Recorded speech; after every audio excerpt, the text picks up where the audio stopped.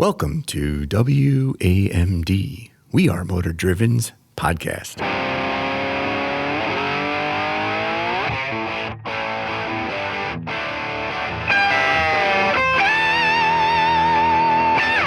Welcome, everyone.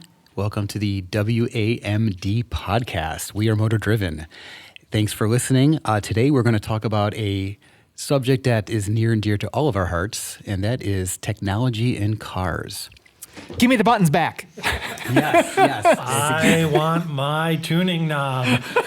Exactly. I want a camera button. Yeah. So what exactly do we like about technology in cars? What exactly do we hate about technology in cars? What can be improved? What should be just taken out? What should be added? What do you think? Okay, I'm sorry. I got to jump in.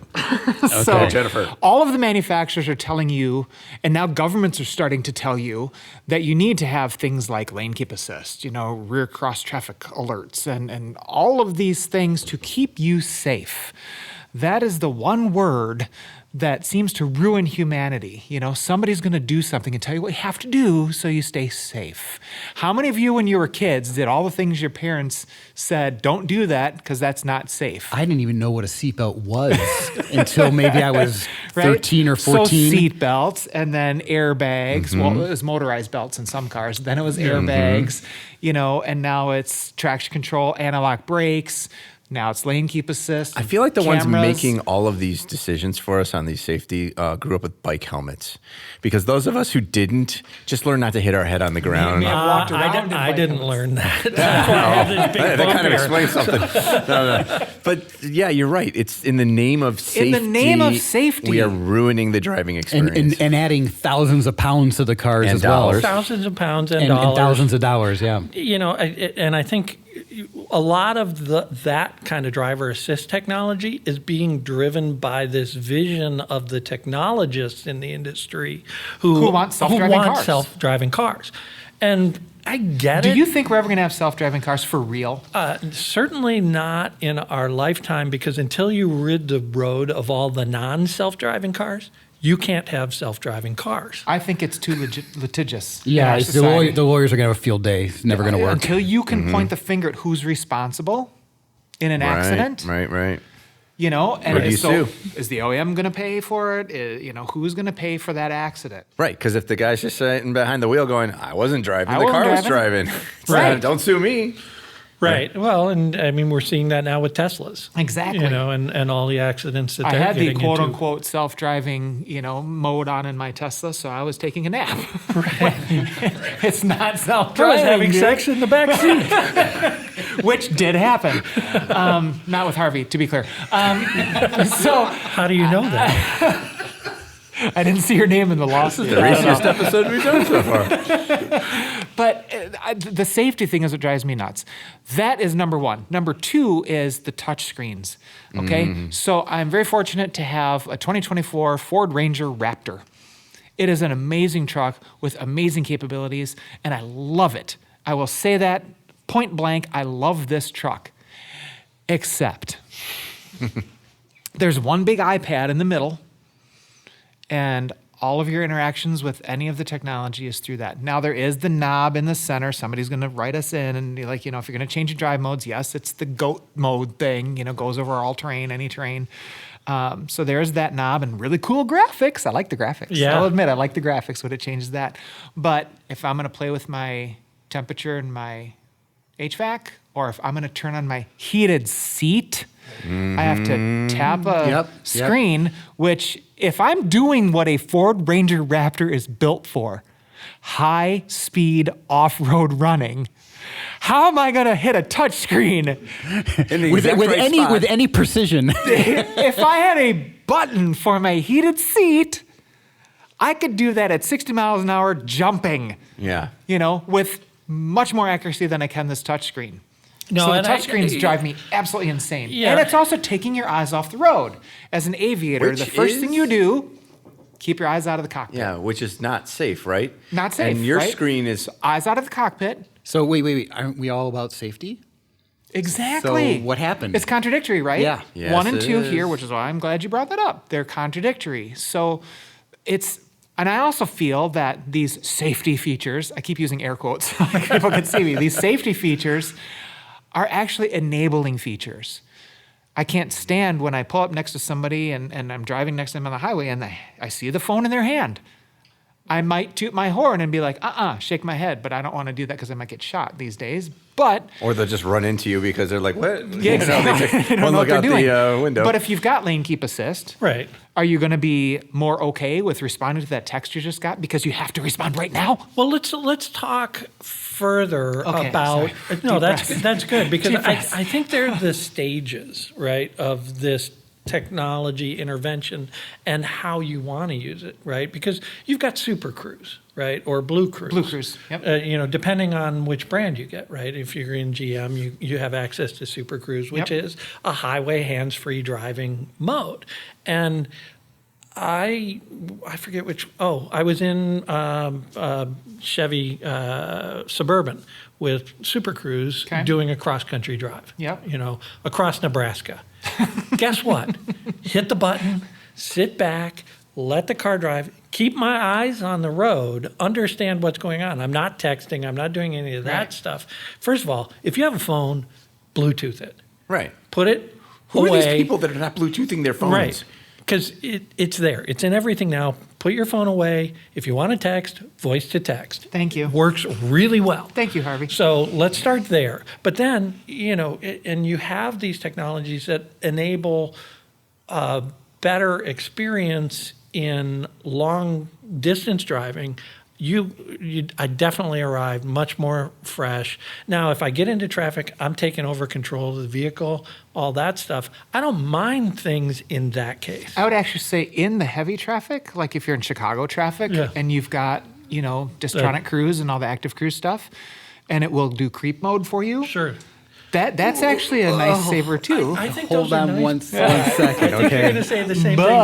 Okay. So if you live in a city that has, we'll call them aggressive drivers, okay, they can easily slip in Right. to, It's when the same reason I hate radar cruise on the Can highway. well. Yeah, so because when it'll you're keep a certain distance. when you Yeah. when Keep you moving all come to a backwards. stop and the traffic starts to go again, it's not as quick as I would be, and you're going to have people taking advantage of that and slip in front of you. And then you're going to be like the guy at the beginning of Office Space going, yes, yes, Yeah. And as much Great as that movie. sounds okay, no big deal. Well, it kind of is because after 5 minutes you realize you're still where you were when you started. Because 10 people have gotten in Yeah, front of you. exactly. Because, the traffic jam assist, I think, works when traffic's going 15, 20 miles an hour, Okay. or whatever, and you're just kind of cruising along slowly.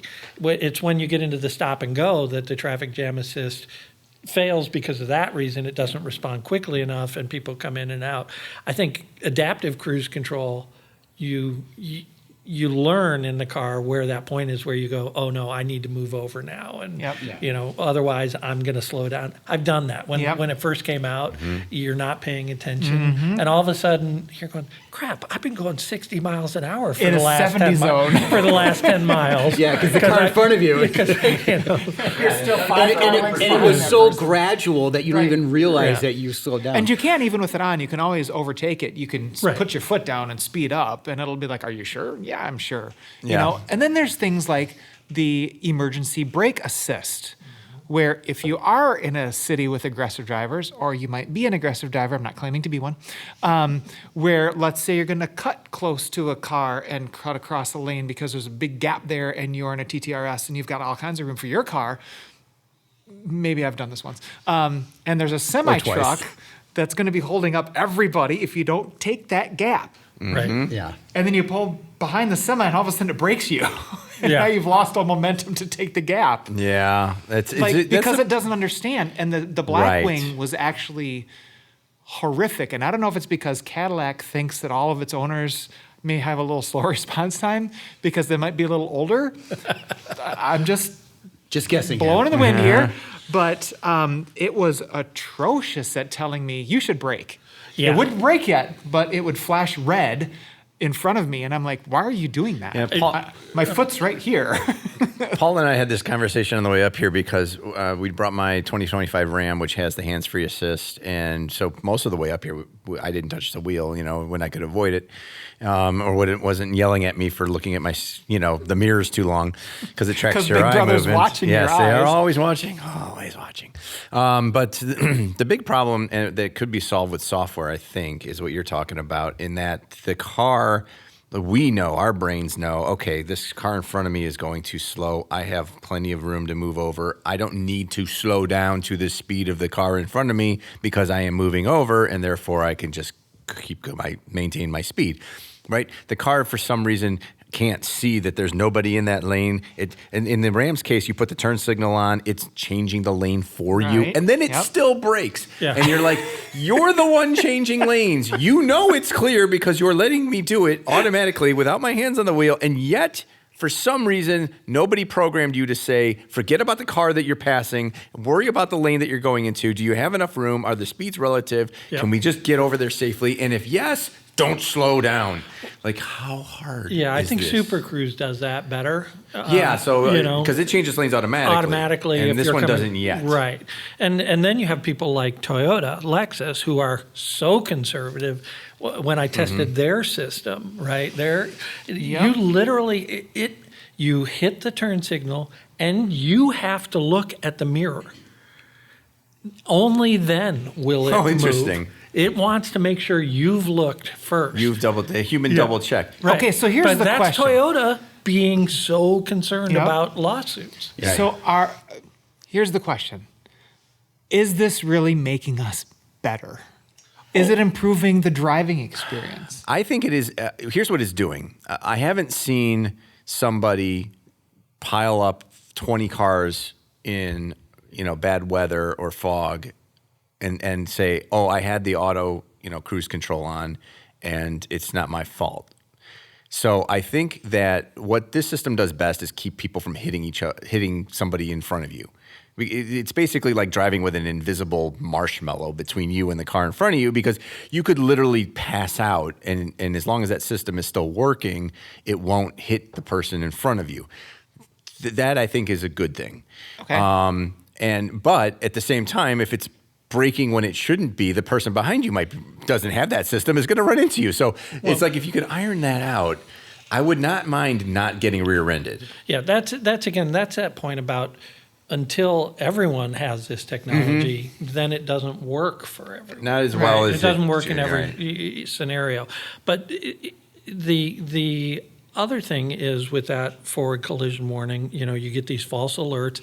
The other day I was driving, there's a road near me that kind of curves and Yep. people Did a parked car do it? Parked car. I had that happen. Right? So a parked car set off the alerts, and even though I was going to turn, around this corner. It's like driving with a nervous Nelly in the, like, oh my God, you're going to die. Like, Who has access to your brake right, button? exactly.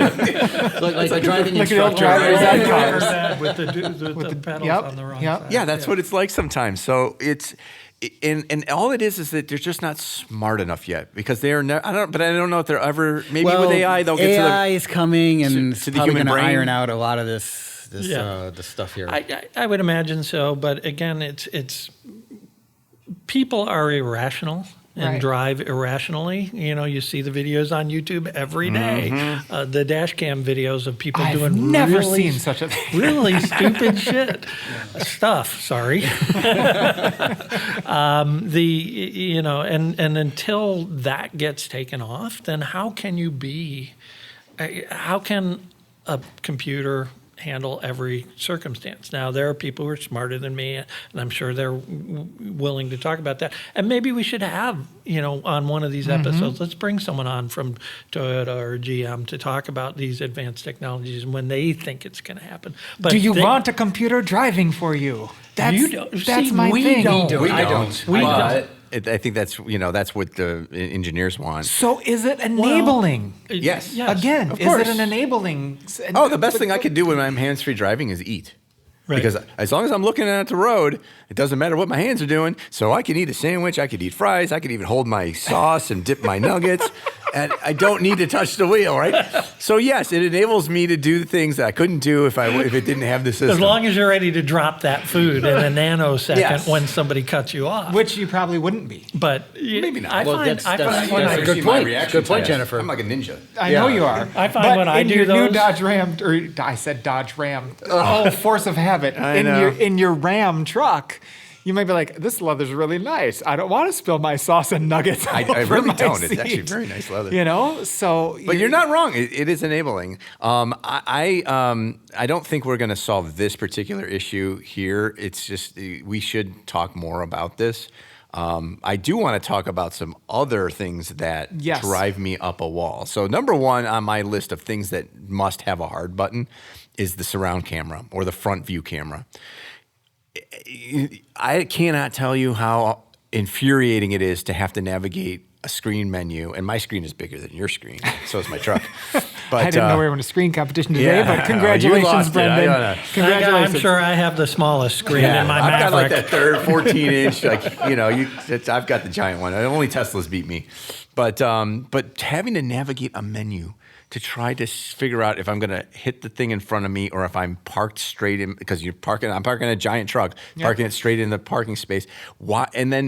And it's just one little button, and that's all you need. How is this making your driving experience better? It isn't. This technology, the cameras. the I agree cameras with. was, yeah. I love the cameras. I love the bird's eye. That's my favorite. But you have to be cameras able are to get to them with just a Just touch of a one button. thing. One A lot of people hard do button. have Yeah, that. my hard wife's button. Lexus NX has one button right there. You push the button. As long as you're doing under like 20 miles an hour, it will show you everything instantly. Exactly. Okay. So that's not on every one, though. I have a because, camera button, You do? but it's not a button. It's in the touch screen. It's Yeah. at the top of the Yeah. touch screen. That's not helpful. So if I'm really quickly navigating a parking spot, I got to hit it just right. It's permanent though, right? It's up there. So mine is not permanent. The worst was the worst offender was my Volvo XC90 I used to have, and that you had to. It was a 4-step process to get to the front camera, and it was why just give me a button. Don't you people test these things with real world people? Don't they use them? Don't they? You sit next. You Nobody should sit d- next to me driving that car for a week and go, how does Brendan use this car? And then go, he's looking for that damn button all the time. Maybe I should put one in. That's funny because if you talk about companies that do more consumer usability testing, I would think Volvo would be the most. So not having that, I think what Volvo did was they fell into the trap of thinking they were designing a voice first system. Yep. And Yep. I don't know if you could do this or not. It'd be worth trying, but to Turn on the say, camera? turn on the front view camera. The Polestar does. Yeah. Oh. So if you can, I don't use that voice thing ever. No, I know, I haven't but used they it since it's Vol- ever been And around. everybody Volvo- wants you to. Every time I go to a Volvo event, they say this is a voice first system. They want you to use voice commands to operate their system. Well, And but then I they have just to don't make sure think that they people are understand comfortable you. talking Right. to their appliances yet. And I think actually Toyota is the same way with their new system. Theirs is better because they use Google now, and Google's voice recognition system is quite good, and it uses natural language. Polestar is Google. So you don't have to, so you don't have to memorize commands. You can say, hey, hey Toyota, take me home. And, it'll navigate you from wherever you are It'll home. play John Denver. Yeah, well, I was going to there say, you go. do Country you have to road. sing it? Right. So, okay, I will try that and I'll report back. Yeah, But, some of those are better than others. Right. I think I have to still have to hit a button to get the voice to come up. Yeah. So it's still an extra step. On your the RAM, yeah, probably. I do. On the Wii And it's Studio. the same button. Like if I've got Apple CarPlay, right? Right. If you do a quick touch of the button, then it's the car I'm talking to. If I hold it down, then it's it's a Apple that then I'm it's talking Siri. to. Yep. Right. And I think, BMW, Mercedes, Toyota, Lexus, they have voice prompts. Hey, Toyota. Hey, BMW. Yeah, but at the same time, I don't like my car listening to everything I say. So I'd rather push a Right. button And how and then have it hear Well, me. that's the other downside on technology is what do they know about us? Where's And that's that why I don't have information Alexa. going? We Who are too they? much. Who are they sharing it with? Your insurance company. All of these things. And the government. I know for a fact that when you're using Jennifer's hyperventilating OnStar, here. because I was on the Chevrolet cross country Camaro drive, and they talked about statistics from the drive, and I had the high speed. They didn't tell me that it was me, but they knew. I was somewhere in the middle of Utah, and I'm not going to tell you how much it was, but 83 Yeah, that was in a great. 75 zone. That's right. Good job, Harvey. Nicely done. So the other thing that drives me absolutely nuts, and this cannot, I want a manufacturer to come on who does, I want a bean counter Okay. to tell me how much more does it cost to put an auto up-down switch on a window than a non-auto up-down switch? And if it's less than $10 or $20, do it. I don't care. Charge me. I'll give you the money. I cannot stand that I'm in a $90,000 truck and the rear windows do not go up and down automatically. Yeah.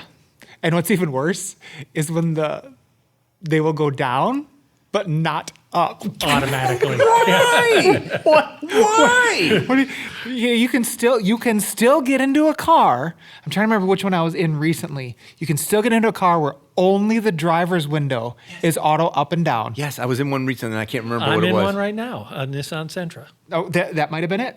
I That think might it have was been my it. rental car the last time, and I don't remember what I rented. But Well, it's just they're why? buying. How much they're more? buying the cheapest, lowest. But why? I mean, it Add couldn't $5 cost to the more cost than of a I the couple can car. guarantee it's less than $5. I Oh yeah, know, it's a it's- couple bucks at the most. No, it's probably 50 cents Add for it all four of them. Just add it to the cost Do of you, the do car. you think part of that is strategy to move people up? To what? I'm in a limited $1,000 truck. But I'm thinking like an You need entry. to go to the $150,000 But Ram. you go into an entry level Sentra, right, at $20,000, and you want to get them into the $24,000 where you get auto. I don't know if that's. I don't know. That's what it That's used why I to need be. a bean counter. I would on. agree, Harvey. That's what it used to be. You know, this one has roll down windows manually. Right. This model has power windows. You know, one touch windows on the driver's side. This one has one touch all the way around. That's like multi-zone air conditioning. Yeah. You Right. know, or HVAC. This is just HVAC. You know what we Yeah. should talk about? I don't know if it's good for this one, but features that should be standard on every single vehicle. You know, they mandate certain things, or now you have to have a rear view camera on every single Right. vehicle, a third brake light, you know, airbags. Why? Okay, can we just? I don't want it mandated, but something that like everyone should agree. Just agree. That this feature should be standard, and I think the auto up-down windows should be the first thing. Like, there are no more manual windows. This is a cheap part that cannot possibly cost that much money. Just put it in the car, so every window goes up and down automatically. We don't have to have this conversation ever again. When even Ferrari, in their hypercar, goes away from manual windows. Yeah. There are no more manual windows. Right. At least not in the U.S. I think there's a couple It models probably in actually, Europe well, you know, they and were in doing it Asia for weight, you know. that you can get. Oh, they did it for I'm weight. sure in The India Enzo, there's models with roll-down windows. yeah, I'm the sure. Enzo Yeah. had manual roll-down windows, Right. which was kind of cool to me. The LaFerrari, no, power windows. Yeah, Maybe it was so- F50 had. so there F50 are- definitely rolled down. That been a minute. is just again, if I was driving a $10,000 vehicle, okay, fine. You know, and to your point, Harvey, Yeah. if this is a total entry level, I'm in like the top line. Like, there isn't Yeah. anything else to go to. And you know what? I don't mind roll-down windows because you know why? They never break. Yeah, that's true. You know, it's my favorite when I'm here in Wisconsin and I pull up to a drive-through, you know, whether it's a teller And or someone's fast got the food, door whatever, and I hit the button and it's not strong enough to roll the window break down the because ice. Yeah. my car's covered in ice. Yeah. You know, And unlike a house where you kind of set your temperature and forget it, usually, you know, when a car, it's outside, it's a different environment. So when you come to your car, if you have a jacket on, you want to, you know, set a certain temperature. If you don't have a jacket on, it's different. It's always, the temperature's always changing. And don't even get me started with, you know, when you're driving with your spouse, a whole different story. But that's Which- Paul's which- separate podcast, Yeah. driving with my spouse.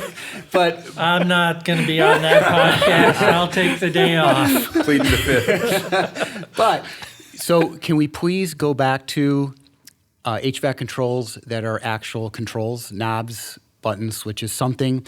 Because when you're driving and your goal is supposed to be your eyes on the road and you're going through a screen to lower or raise the temperature, it's distracting, number one. Number two, if you do have, say, a dial that's got the little, like, as you turn it, you have like little steps in it. Yep. If it's 72, you don't even have to look at it. You just reach over. Click, you can click, click. click it 3 times, I want and you it a know it's little 75. warmer. Yeah, exactly. right. Because it's that tactile feel Yep. that you don't even need to be looking at it. Right. And a touchscreen, unfortunately, you need to be looking at See, it. now what I feel manufacturers want you to do is tell your car to do it for you. Yeah, in fact, my car, if that I button. did, I could say, set temperature to 75, Right. whatever, 71, and it will do it. But I don't know. The thought of me talking to my car, just it's weird. Number one, number two, I don't even really think about it. Right. Like you mention it now, I'm like, yeah, I guess I The could have done time it that. takes for me to push the button on my steering wheel, tell the car what I want, Yes, and then for exactly. it to process what I want Yes. and do it, I could have done it 10 Yes. times by And then. if my wife did it, it'd be like, I don't understand you. It's like I remember the first days of voice recognition. She said she pushed the button on her Acura RDX and said, "Call Paul." Okay, and she said it got to the point where it's so hilarious. It would be like, I'll set the temperature to 67.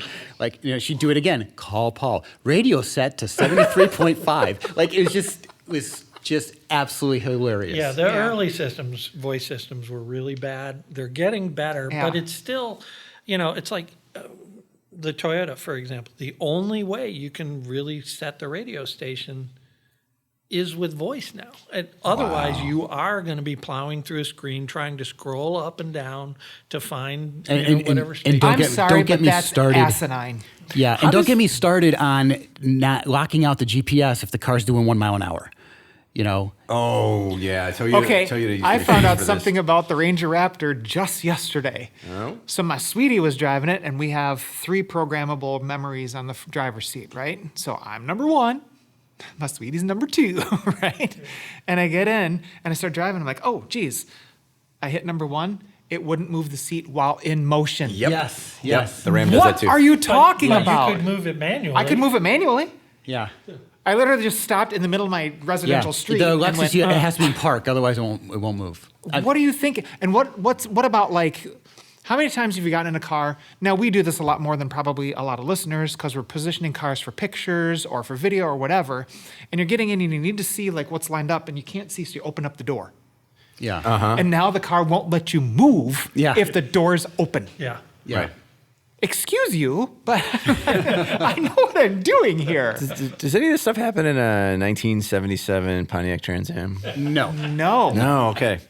Yeah, I think I could change the radio station on one of those too. Yeah, you could push a button or you could turn a knob. That was Yeah. one of the things when I sold my 67 Volvo 1800. I realized this Yeah. will be the last car I have that no one will know where I am, what I'm doing. Mm-hmm. If I So leave my let's- phone at home, Let's talk about that for a second. I bought the CT4V Blackwing a year ago. This is shortly, a few months after GM got chastised because they were using the nav system to track people's driving habits and behavior on the road and then selling that data For to like insurance 3 companies cents? for very, very little money. Yeah, that's the craziest thing I about know, it. but It's they not make like so they were little money. actually making real money with this. And so the car to Apple CarPlay, I never turned on the navigation system because you have to accept those terms. And I even went in the Cadillac, My Cadillac app and had to go through some screens to deactivate that reporting stuff. Yes. In the Ranger Raptor, I have not turned on nav because, and it's right on the screen, it says it's tracking your location. Fine, it's GPS. You need to know where I'm at. I accept that term. Your speed, I do not accept that term. Right. Why? I'm not out doing 130 miles an hour, which the truck can barely even do, on the highway, okay? It's a high-speed desert runner. Right. So let's say I go off the road in a place that I know I can, and I'm driving faster than a speed limit that's close by. They're going to Is report Ford that. going to take that and then sell that to somebody, and then my insurance is going to go up because I'm driving unsafely? That happened to somebody, I think, with a Blackwing or some GM product who was driving on a racetrack. A racetrack. And they basically reported that, and that his insurance went up. So if I go out in the desert in Utah, Right. and I'm going 120 miles an hour, your insurance I'm gonna company get- would like to know that. they would, right? And that insurance rate would go up. When did that become okay? Yeah, this is an area, and I'm not usually... without the owner's knowledge. Right, and so many people just get in. I Well, can't you use accepted. I can't Right. use the You My accepted. Ford Pass, the app, until I accept that.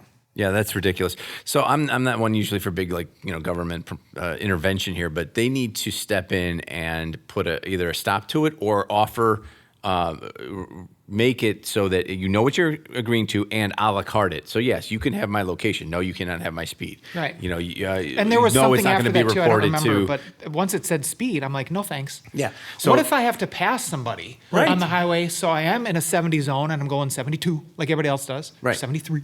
what if you're being you know? chased And then by a maniac with a right. But there's a chainsaw guy and in a front of me hockey who's mask. going 70, and I want to pass him.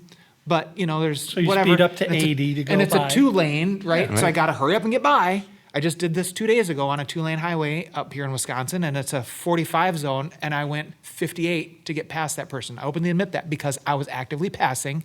I needed to be in and out of the left lane as quick as possible, just like the owner or the handbook says when you're driving, right? So now I'm going 58 in a 45 zone. right. Is that okay that somebody's reporting that on me No. Yeah. without the situation? No, it's not. And it's and they not. know and they know they're wrong because they never even try to defend And then themselves. you read that just a few months ago, Ford filed a patent on some system that they can put in their cars that will actually report your speed to law enforcement Yes. while you're on active roads. Thanks, Ford. Really appreciate that. Well, And then they sell the Mustang GTD. Yeah. Like, excuse me. well, and they sell the Mustang GT, Right. which Yeah, very capable fast car. I know for a fact is capable of exceeding speed limits. Right. It's this double standard that manufacturers have. I know there's talk now about speed limiters, Yep. speed limiting technology in Yep. some Never cases. agree to that ever. That's. I mean, well, the technology's wow. out there though, and there are Well, some and- people and who, the- in the name of safety, think that There's the one that just didn't pass in Congress where like law enforcement had the ability to turn off your car. Right? Okay. This is like 4, 5, 6 months Yeah, ago. this is something for like that. police chase purposes Yeah. supposedly, but Well, they it could say be it's abused. to stop drunk drivers. Oh, that too. Okay. That's what it's for. It's for drunk driving. But what if you just have Well- bees in your car? They Okay, Chris Farley. they're using that as a kind of a narrative. It's They to can- keep us safe. Yeah, they can do a bunch more things with it. What as did well. Ben Franklin Yeah. say? Those who prefer safety over liberty deserve and will get neither. Right. That's know. exactly what he said. That's the quote. Yeah, and obviously, having that kill technology makes sense in some cases. Right. Sure. Like if someone steals my car, boom. Yeah, you're done. Yeah. Let me through the app hit the Yep. button to disable it. Yep. Right. Right? Great. That's a fine use, but I have control of that. The police don't have control of that because it's not their Right. vehicle. right. It's Yeah. and that's that whole right to repair issue and all that Yes. stuff. Oh, that yeah, goes that's on another with big this issue. technology. So that brings up a whole nother issue, the right to repair thing, right? So all this technology that's going into cars today will be obsolete in however many years. How hard is it going to be to maintain a vehicle? Like, I really love this Ranger Raptor. Right, you're I want to thinking keep it for exactly a of while, that. Mhm. right? But You're going to need a software degree can from I? this Well, era. yeah. Not in 20 years from now. It'll be obsolete by then. So you need somebody who knows how to program stuff. In Unix. Think about all the people who own Fisker Oceans who Uh-huh. made the mistake of buying that vehicle because they're not supporting it anymore. right. So what's how do you update the software in your vehicle? Well, somebody who knows how to program it will, do that, and then they'll be able to be found by the current owners, and then he'll make a business doing that. So Do you remove that technology, but can the car still run then with the technology out? probably for, not. It's for an like- electric vehicle like a Fisker, no. No, No, I absolutely don't think not. so. Can I remove lane keep assist stuff from the Raptor? Yeah, because you could turn it off, so you could You probably would- pull you- the fuse. You would think, right? But once you start pulling things, it might throw codes and not let the car start. Yeah. I don't know. These are becoming very complex vehicles, Right. and they're computers on wheels now. So Yeah, and the more I I'm think starting to about it- become more and more attracted to a pre-computer age 80s cars, 70s early cars. 90s cars, Yeah. 50s. I have a 39 Ford pickup that Yeah. we're doing a ground Some up of those on. Still are want a that heck of a 71 lot of CUDA. fun, but man, build quality. I know, things like that. there's that stuff. I mean, back in the day, in the '60s, a car with 50,000 miles on it was a high mileage car. Right. You were getting ready to rebuild valves and all kinds of stuff on Right. cars with that. I'm fortunate that in the Raptor there are buttons for HVAC. Yeah. And I have a But- few in the Ram. But this is the interesting thing, to change where the air is blowing, Oh yeah, that's tap that's the a computer screen, menu. then the screen comes up, and then I point where I want it to go. Yeah, that's a dumb one for What? me. It's so Oh, easy I know. Yeah. You know what's weird is I have a button for my massage seats, which I love, by the way. Fantastic feature. Should be in every car, right? But I don't have a button for heated seats. I have to go to the menu like Oh you my do. gosh. And now, granted, I like what I can do because I can put the heat on the bottom Right. or the back or Yep. both. So it's very cool. But why long. still can't I just get them to turn on like just put it right on the Yeah. door underneath the massage button? It's like there's it's like half and half. It's like they're so close to getting it Right. right, and then they just was like, yeah, no more buttons. And as you all know, and listeners are probably learning, I'm a Volkswagen, Audi, Porsche gal. I'm a huge fan of Volkswagen Group. And the new Golf R, right? The 8.5 Golf R, the pictures that were released showed hard buttons on the steering wheel. Oh, Nice. Okay. Yeah, they got rid of the Which touch ones. Europe got. uh-oh. The 8.5 in the US, haptic buttons. And I asked why. Okay. And I was told it's been improved and works much better. No, that's not Well, the answer if that's we want. the case, then why are they What? doing the buttons in Europe? Yeah, and I'm not sure if it's on the R in Europe. Might just be the GTI. So there's in going to be a Europe. burgeoning import business for European wheels. Steering wheels. If there is, I'll be like, I'll take that one. You know, Mm-hmm. but come on, and Ferrari, their steering wheels were already getting a little convoluted 'Cause every control was they've got on the the steering start-stop wheel. button on the steering wheel. Yep. Which is Turn cool, signals though. on the steering wheel. That's not cool. And I like the turn signals actually work really well. You like it. And the Manatino on the steering wheel. What's And the horn. What's the Manatino? For Changing those who your don't driving know? Yeah, driving modes.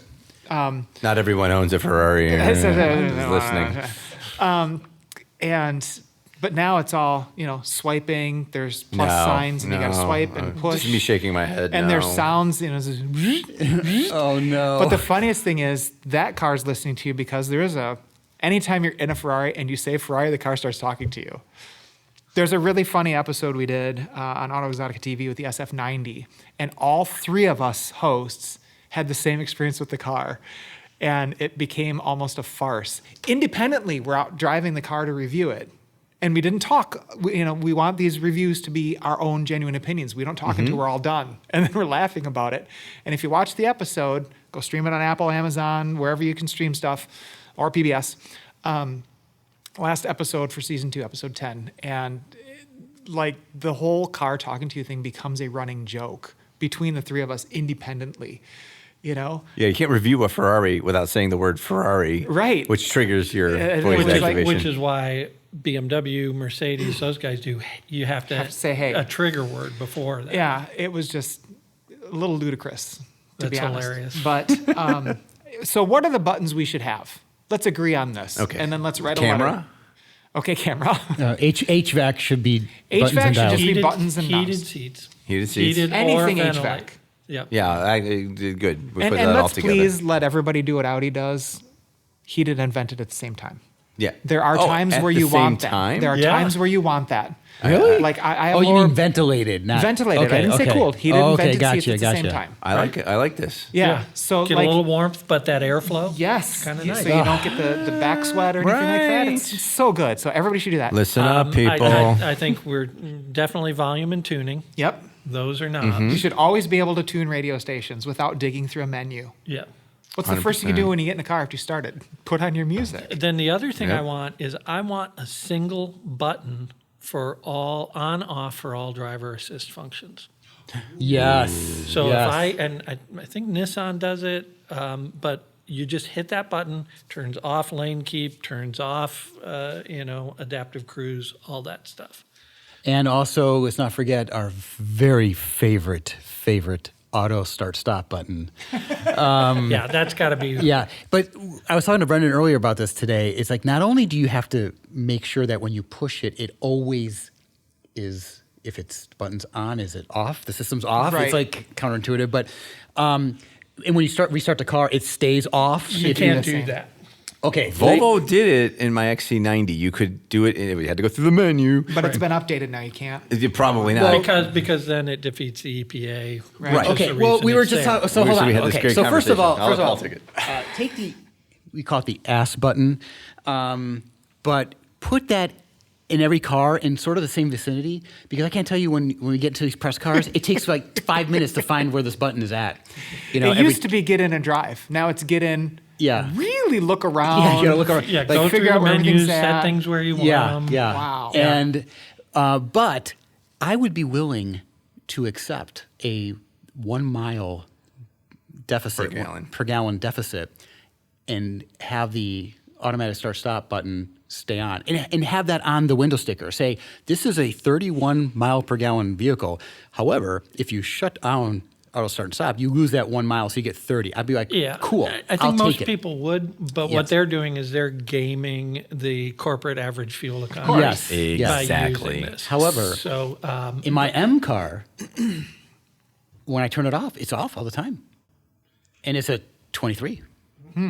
So but and honestly, I don't mind auto stop start if I'm in a hybrid vehicle. Because Right. you're starting in electric mode, Yep. and then Oh, yeah, the that's engine Totally different animal. Totally if you're, different if animal. you're in a gas, diesel specifically should never have. Maybe we can do another episode talking about that technology specifically, because I have never understood it. I get the gaming the calf system, the average fuel economy thing, but I was told one of the hardest things you can do to a car is start it. Right.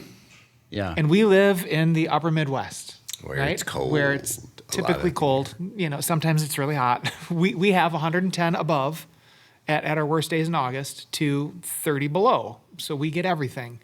And yes, the cars are smart enough where if you're in it's cold, it won't turn off the engine until it's warmed up to temperature, so on and so forth. But if the hardest thing you can do to a car is start it, why do you want to do that 50 times on every trip? yeah. Yep. You know? And I'm sure there's some reason for it, but I don't understand it. Okay. Well, and maybe they've Maybe some listeners do. maybe Feel the free to tolerances are let better, us know. and you're I'm not sure the tolerances causing are better. you're not causing as much. And once it's warmed up, it's damage. lubricated, blah, blah, blah, blah, Right. blah. But you're Yeah. still working with tiny explosions. Yeah, and You you know? are working a starter over and over again. I know it's not. Yeah. I know they've improved that, but there was.